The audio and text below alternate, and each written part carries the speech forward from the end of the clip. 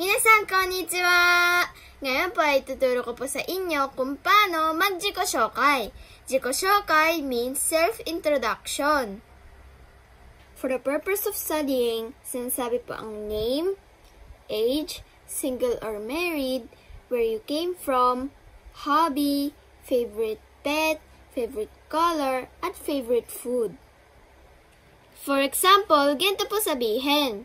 Hajimemashite, watashi no namae wa Pika desu. 14歳で独身です。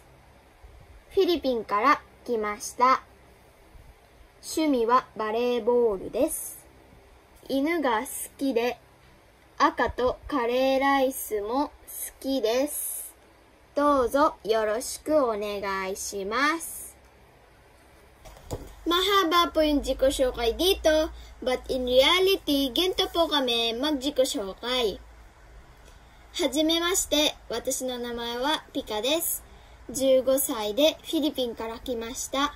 どうぞよろしくお願いします。